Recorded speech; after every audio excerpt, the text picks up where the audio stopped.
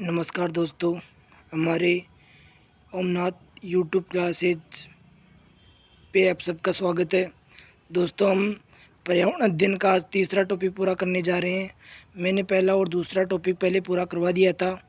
दोस्तों, हम आज तीसरा टॉपिक व्यवसाय नामक टॉपिक को पढ़ेंगे, जिसमें अपने परिवेश के व्यवसाय, उसमें कपड़े सिलना, बागवानी, सब्जी वाला, कृषि कार्य, पशुपालन आदि आते हैं। दोस्तों, इसके अंदर दोस्तों मैं ये टॉपिक इसलिए पूरा करवा रहा हूँ क्योंकि ये रीट L1 प्री के अंदर जो अभी जनवरी के दूसरे पखवाड़े में जो एग्ज़ाम लगेगा उसके अंदर 30 नंबर की पर्यावरण आएगी। दोस्तों, मैं पूरी पर्यावरण अपने यूट्यूब ओमनाथ क्लासेज पे पूरा करवा रहा हूँ। तो दोस्तों, आप अच्छे से इन क्वेश्चनों को पूरा कर लीजिए। इनमें से आपको एक भी क्वेश्चन बाहर नहीं देखने को मिलेगा, अर्थात मेरे कहने का मतलब है आपको निश्चित रूप से इनमें से कई क्वेश्चन आपको हूबहू देखने को मिलेंगे। तो आप सभी मेरे साथ मिलके इन क्वेश्चनों को निश्चित रूप से ध्यान से पढ़ लीजिए। देखिए दोस्तों, इसमें पहला क्वेश्चन है, अर्थात पहला टॉपिक है परिवेश के व्यवसाय, अर्थात परिवेश में हम क्या क्या व्यवसाय कार्य करते हैं। उसके लिए दोस्तों पहला क्वेश्चन है, पीसी कल्चर क्या है। पीसी कल्चर क्या है? क्या मधुमक्खी पालन है, क्या मछली पालन है, क्या मुर्गी पालन है, या उपयुक्त में से कोई नहीं है। तो दोस्तों, पीसी कल्चर का मतलब क्या हो गया? पीसी कल्चर का मतलब दोस्तों देखिए, इसमें क्या उत्तर आ जाएगा हमारा? दूसरा ऑप्शन आ जाएगा। कौन सा आ जाएगा दोस्तों? हमारा दूसरा ऑप्शन इसमें करेक्ट हो जाएगा, मछली पालन। क्या हो जाएगा दोस्तों? मछली पालन हो जाएगा। देखिए दोस्तों, आगे किसमें क्या क्या लिखा हुआ है, इसको भी आप अच्छे से, इन टॉपिकों को भी आप अच्छे से पूरा कर लीजिए। इनमें से भी आपको निश्चित रूप से एक ना एक क्वेश्चन देखने को निश्चित रूप से मिलेगा। तो दोस्तों देखो, पहले है सेरीकल्चर।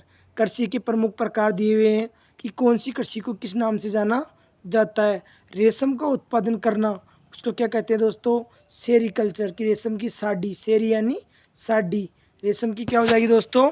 साड़ी, यानी सेरीकल्चर का मतलब होता है रेशम की साड़ी हो या सेरी कह दो इसको। ठीक है दोस्तों, पीसी कल्चर जो हमने पहले ही ऊपर पढ़ा है दोस्तों, क्वेश्चन ने दिया हुआ है। पीसी कल्चर का मतलब व्यावसायिक मत्स्य पालन या मछली पालन। मत्स्य को क्या कहते हैं दोस्तों? मछली पालन बोलते हैं। फिर है दोस्तों फलों की कृषि। दूसरा कौन सा दोस्तों? PC culture.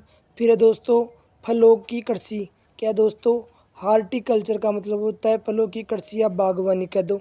ये क्वेश्चन भी आया हुआ है दोस्तों, ये क्वेश्चन भी एग्जाम में आया हुआ है दोस्तों। किस में आया हुआ है? एग्जाम में आया हुआ है। ठीक है दोस्तों, हार्टिकल्चर यानी क्या होता है? फलों की कृषि या बागवानी कहते हैं। फलों की कृषि कह दो या बागवानी कह दो। अगला है दोस्तों एपीकल्चर। मधुमक्खी पालन को क्या कहते हैं दोस्तों? एपीकल्चर यानी मधुमक्खी पालन। एपीकल्चर का मतलब मधुमक्खी पालन, एपीकल्चर यानी मधुमक्खी पालन। ठीक है दोस्तों, हार्टिकल्चर यानी कह दो फलों की कृषि या बागवानी। फिर फ्लोरिकल्चर, फ्लोर यानी फ्लावर्स यानी होते हैं दोस्तों फूल। फ्लावर्स इंग्लिश में कहते हैं, फ्लावर्स को क्या कहते हैं दोस्तों? फूल कहते हैं। तो इसलिए कह रहा है फ्लोरिकल्चर यानी फूलों की कृषि। एपीकल्चर यानी मधुमक्खी, एपी यानी मधुमक्खी, हॉर्टिकल्चर यानी फल फलों की बागवानी, पिस्सीकल्चर यानी मछली, सेरीकल्चर यानी रेशम।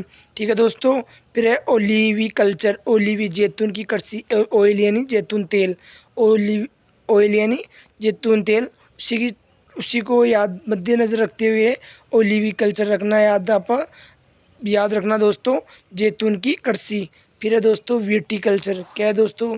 विटीकल्चर, इसे कहते हैं अंगूर की खेती, अर्थात अंगूर की कृषि कह दो या अंगूर की खेती कह दो। ठीक है दोस्तों, आगे चलता हूँ मैं। अगला क्वेश्चन है हमारा, अगला क्वेश्चन है दोस्तों हमारा, देखिए दोस्तों कौन सा क्वेश्चन है। निम्न में से किसमें उद्यान कृषि बागवानी का अध्ययन किया जाता है। हमने दोस्तों अभी पहले ही पढ़ा था कि बागवानी कह दो या क्या कह दो, ये बागवानी कह दो या फलों की कृषि कह दो। तो दोस्तों क्या इसे बोटनी कहते हैं, क्या हॉर्टिकल्चर कहते हैं, या जियोलॉजी कहते हैं, एनाटॉमी कहते हैं। तो दोस्तों इसे किस नाम से जाना जाता है? देखिए दोस्तों, इसको हमने पहले ही पढ़ लिया था, तो इसमें हो जाएगा हॉर्टिकल्चर। क्या हो जाएगा दोस्तों? हॉर्टिकल्चर हो जाएगा। क्या हो जाएगा दोस्तों? हॉर्टिकल्चर के नाम से हम इसको पुकार सकते हैं। किस नाम से दोस्तों? हॉर्टिकल्चर के नाम से इसे पुकार सकते हैं। देखिए दोस्तों, ऑप्शन में बोटनी वनस्पति विज्ञान कहलाता है, बोटनी किस नाम से जाना जाता है? वनस्पति विज्ञान के नाम से। एनाटॉमी शारीरिक शरीर के बारे में जानने को क्या कहते हैं? शारीरिक अध्ययन क्षेत्र कहलाता है दोस्तों। फिर अगला क्वेश्चन है दोस्तों हमारा देखिए दोस्तों, अगला क्वेश्चन हो जाएगा हमारा, मधुमक्खी पालन को क्या कहते हैं? मधुमक्खी पालन को क्या कहा जाता है दोस्तों? क्या एपीकल्चर कहते हैं, क्या सिल्वीकल्चर कहते हैं, क्या सेरीकल्चर कहते हैं, जलीय संवर्धन कहते हैं? तो दोस्तों देखिए, इसे हम पहले ही पढ़ लिया था, हमने ऊपर ही पढ़ लिया था दोस्तों। देखो ये क्वेश्चन कई बार एग्जाम में आई हुए हैं दोस्तों। तो आप क्या करोगे, इसमें हमारा कौन सा सही हो जाएगा दोस्तों? इसमें हमारा पहला ऑप्शन सही हो जाएगा एपीकल्चर। कौन सा बेस्ट हो जाएगा दोस्तों? हमारा पहला ऑप्शन बेस्ट हो जाएगा हमारा एपीकल्चर। फिर दोस्तों सिल्वीकल्चर यानी वन संवर्धन, यानी वन के बारे में जानकारी करना, सिल्वीकल्चर कहता है। सेरीकल्चर फिर जलीय संवर्धन। ठीक है दोस्तों, अगला क्वेश्चन है दोस्तों, अगले क्वेश्चन में चलते हैं हम। अगला क्वेश्चन है दोस्तों हमारा, अगला क्वेश्चन है, मधुमक्खी पालन के विषय में सही कथन चुनिए। पहला है दोस्तों, मधुमक्खी पालन शुरू करने का समय सब अच्छा समय जनवरी मार्च तक होता है। मधुमक्खी पालन शुरू करने का सबसे अच्छा समय जनवरी से मार्च तक होता है क्या? दूसरा दोस्तों, लीची के फूल मधुमक्खियों को लुभाते हैं क्या? मधुमक्खी पालन एवं उनके द्वारा उत्पादित शहद का भंडार करने के लिए पक्षियों की आवश्यकता होती है क्या? मधुमक्खियों के लिए मीठा घोल बनाने के लिए चीनी खरीदी जाती है क्या? तो दोस्तों इसमें कौन सा सही हो जाएगा? क्या पहला सही हो जाएगा, क्या दूसरा सही हो जाएगा, क्या तीसरा ऑप्शन सही हो जाएगा, या चौथा ऑप्शन सही हो जाएगा? तो दोस्तों इसमें हमारा क्या है, इसमें हमारा मधुमक्खी पालन शुरू करने का समय सबसे बेस्ट अक्टूबर से नवंबर होता है दोस्तों। सर्दियों का मौसम सबसे बेस्ट माना जाता है दोस्तों। तो इसमें हमारा कौन सा ऑप्शन करेक्ट हो जाएगा? हमारा तीसरा ऑप्शन करेक्ट हो जाएगा दोस्तों। इसमें कौन सा करेक्ट हो जाएगा? तीसरा ऑप्शन हमारा करेक्ट माना जाएगा। कौन सा माना जाएगा दोस्तों? हमारा तीसरा ऑप्शन इसमें करेक्ट माना जाएगा। ठीक है दोस्तों, मधुमक्खी पालन को एपीकल्चर कहते हैं। मधुमक्खियाँ फूलों से आकर्षित होती है। नवंबर से फरवरी के मध्य मधुमक्खी पालन शुरू किया जाता है। देखिए दोस्तों ये क्वेश्चन दिया है, मोस्ट इम्पोर्टेंट क्वेश्चन है कि नवंबर से फरवरी में क्या किया जाता है? मधुमक्खी पालन शुरू किया जाता है। मधुमक्खियों को पालने एवं शहद का भंडार करने के लिए विशेष बक्सों की आवश्यकता होती है। ये भी वेरी मोस्ट है दोस्तों। क्या की जाती है, क्या किया जाता है दोस्तों? क्या किया जाता है? कह रहा है कि शहद, क्या कह रहा है दोस्तों कि शहद का भंडार करने के लिए बक्सों की आवश्यकता होती है। ठीक है दोस्तों, मैं आगे चलता हूँ। अगला क्वेश्चन है दोस्तों हमारा, अगला क्वेश्चन है बागवानी के लिए अगला क्वेश्चन है दोस्तों, बागवानी के लिए कौन सी प्रकार का उर्वरक उपयोगी होता है? क्या यूरिया होता है, क्या सोडियम फास्फेट होता है, क्या डीएपी खाद होता है, या वर्मी कंपोस्ट होता है? तो दोस्तों इसमें हमारा दो ऑप्शन ज़्यादा बेस्ट दिख रहे हैं। इसमें डीएपी भी और वर्मी कंपोस्ट भी है, इसीलिए हमारे दोनों ही ऑप्शन बेस्ट हो जाएंगे दोस्तों। कौन कौन से? डीएपी और वर्मी कंपोस्ट सही हो जाएंगे। ठीक है दोस्तों, देखो दोस्तों, बागवानी हेतु urea, ammonium sulphate, super sulphate, potash, nitrogen, phosphorus, potassium एवं उर्वरक तथा अच्छी फसल के लिए वर्मी कंपोस्ट केचुए द्वारा तैयार खाद भी उत्पन्न की जाती है। इसलिए दोस्तों क्या कौन कौन से हो जाएंगे हमारे? इसमें यूरिया, डीएपी, वर्मी कंपोस्ट, लेकिन दो का तो सबसे बेस्ट है दोस्तों, डीएपी और वर्मी कंपोस्ट। ठीक है दोस्तों, आगे चलता हूँ मैं। राजस्थान के लोगों का मुख्य व्यवसाय क्या है? राजस्थान के लोगों का मुख्य व्यवसाय क्या खनन है, क्या बेकरी है, क्या मुर्गी पालन है, या कृषि है? तो दोस्तों राजस्थान एक भारत देश क्या है, कृषि प्रधान देश है, इसलिए भारत में राजस्थान राज्य भी स्थित है। इसलिए राजस्थान में क्या है, सर्वाधिक कृषि प्रधान राज्य माना जाता है। ठीक है दोस्तों, सबसे बेस्ट मुख्य व्यवसाय कृषि माना जाएगा। ठीक है दोस्तों, हमारे देश का मुख्य व्यवसाय कृषि है।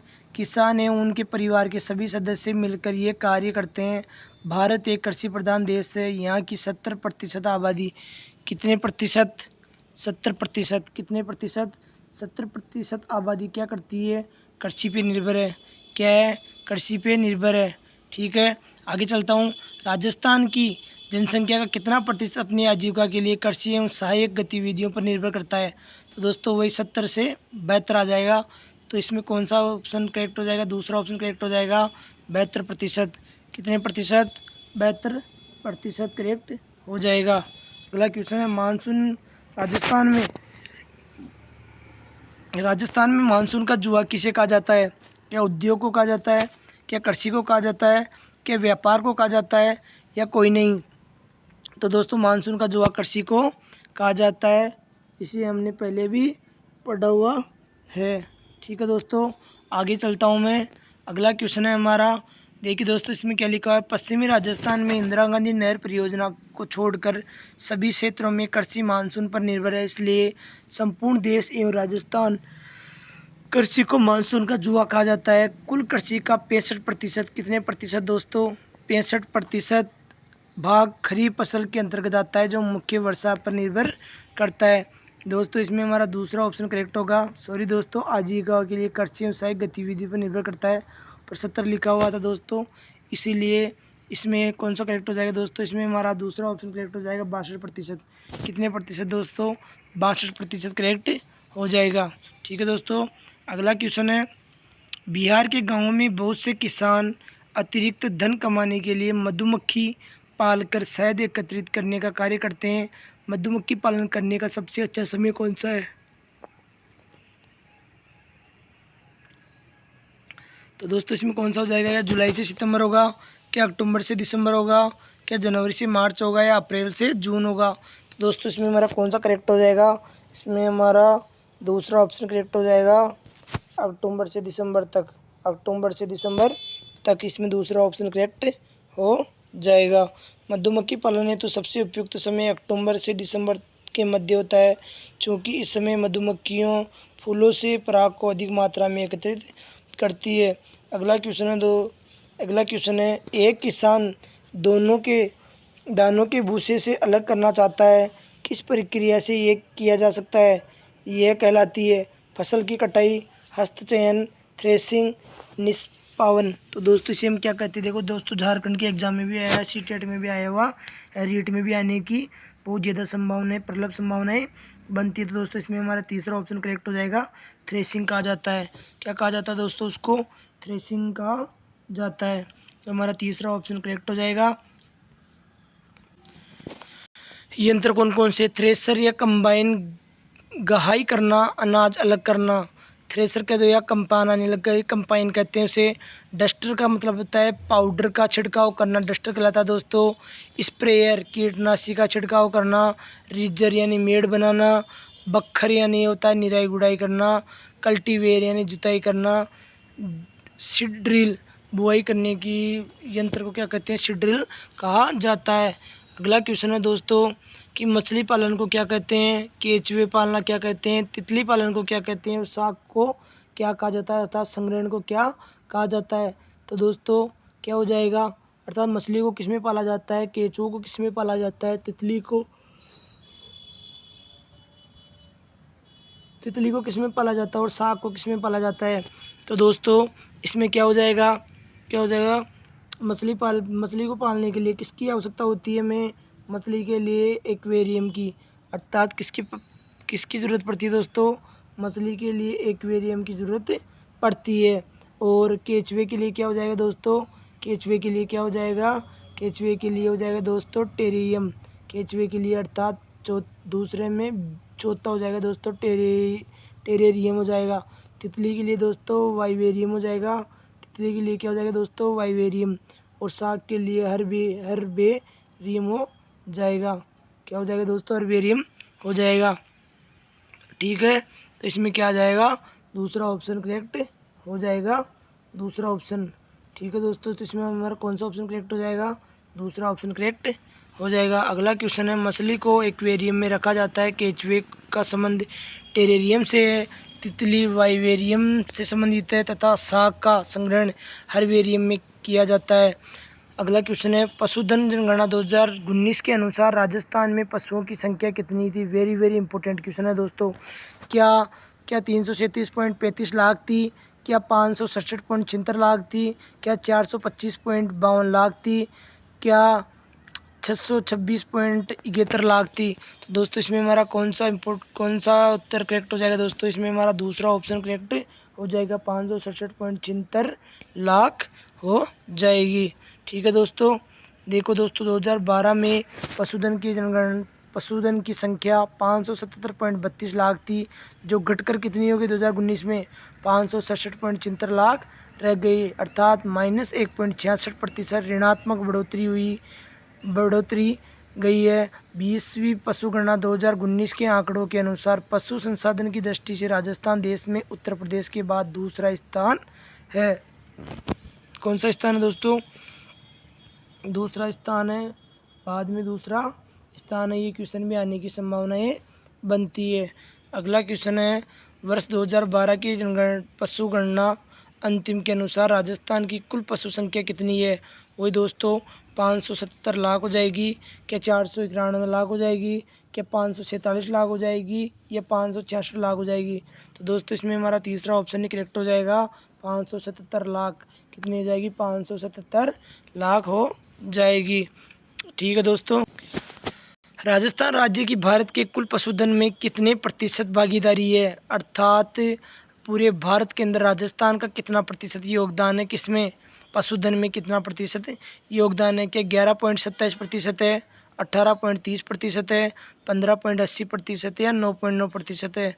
तो दोस्तों कितना है?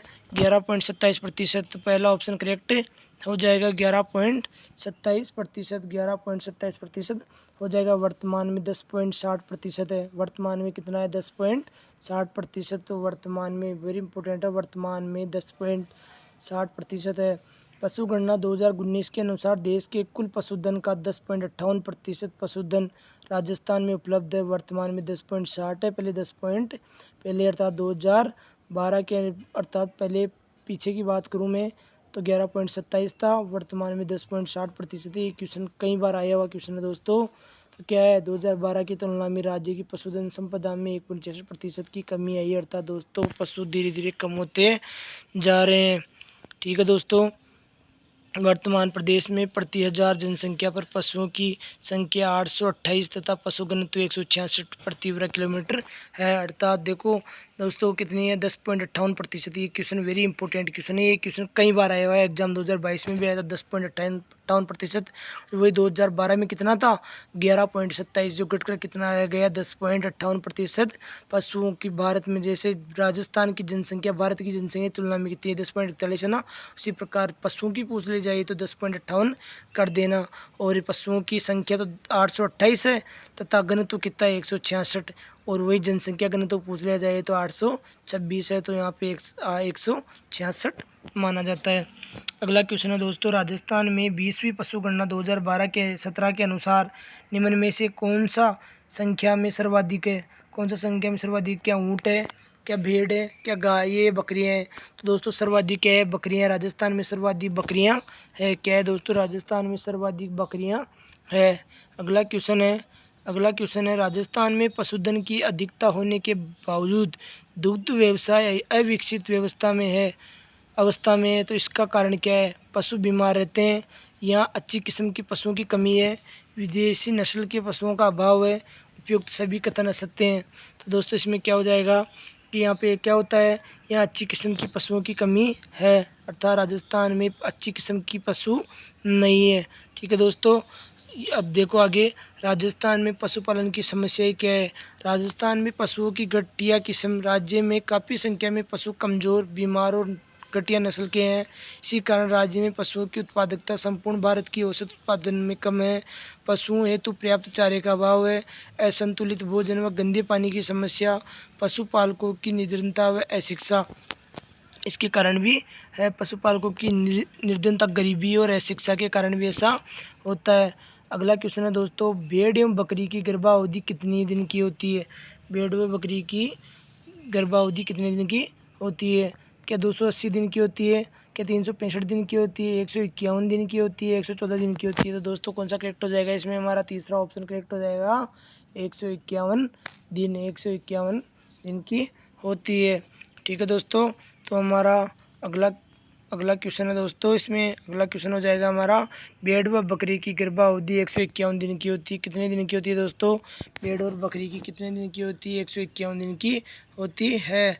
देखो, गाय की गर्भावधि 280 दिन होती है, भेड़ बकरी की 100 कितनी 51, और गाय की कितनी हो जाएगी दोस्तों? 200, गाय की 280 दिन। भैंस की अवधि 310 दिन होती है, गर्भावधि 310 दिन की। ऊँट की कितनी होती है? ऊँटनी की कितनी होती है? 400 दिन। और खरगोश की गर्भावधि 28 से 30 दिन होती है। गाय की 280 हो जाएगी, भैंस की 310 हो जाएगी, और क्या है, ऊँटनी की 400 दिन हो जाएगी, और खरगोश की 28 से 30 दिन हो जाएगी। अगला क्वेश्चन है, मवेशी की खरीद के रुपए देते समय निश्चित किए हुए मूल्य में से की जाने वाली छूट क्या कहलाती है?